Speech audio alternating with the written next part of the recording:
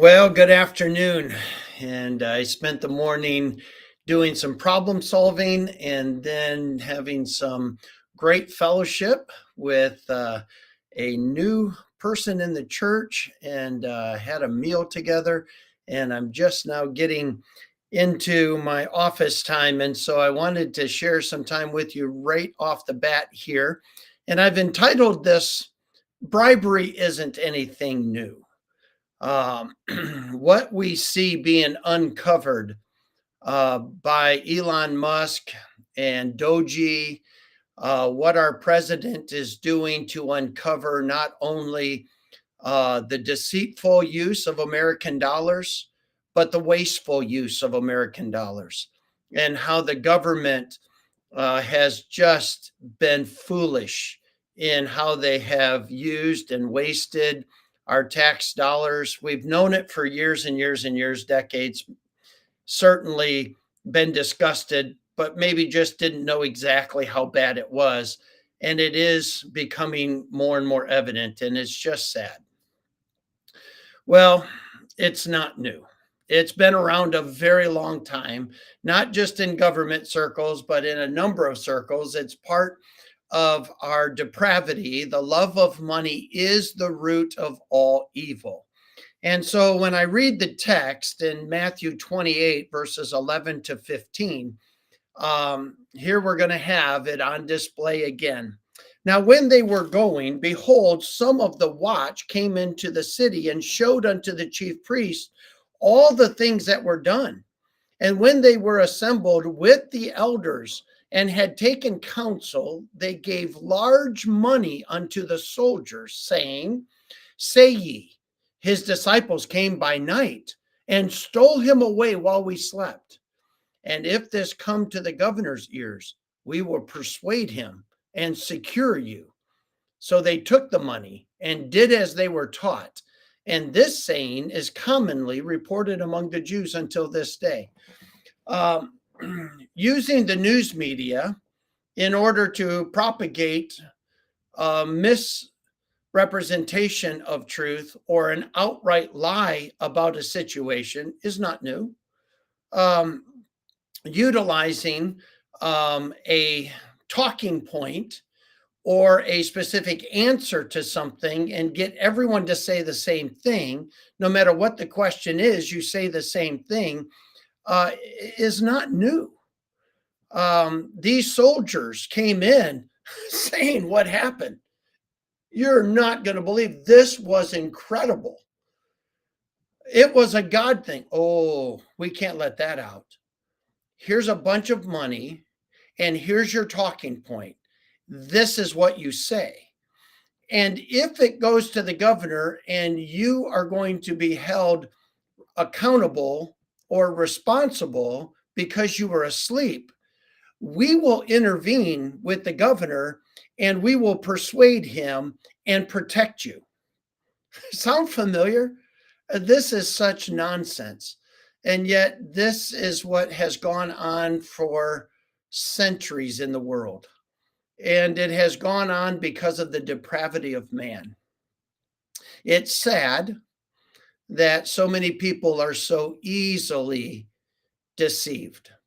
I believe that COVID taught us that it's easier to deceive people than to convince them that they have been deceived. Because pride comes in as, oh, no, I wasn't deceived. No, I have discernment. I have wisdom. I know the truth. I would not be deceived. And so deceiving them is easier than to convince somebody you actually were deceived, because you have to almost get them to swallow their pride and admit they were deceived. Well, that natural depraved nature in humanity has been used against humanity.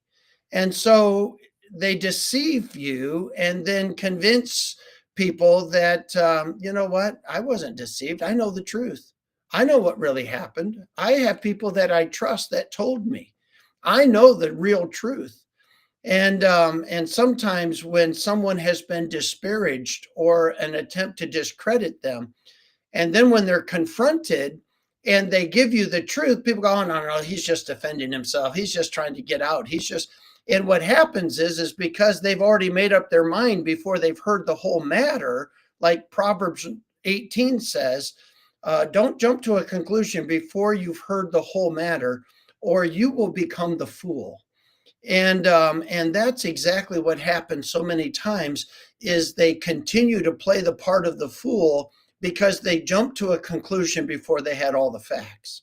And I think all of us need to remember how easily people are deceived and how hard it is to convince them that they have been deceived.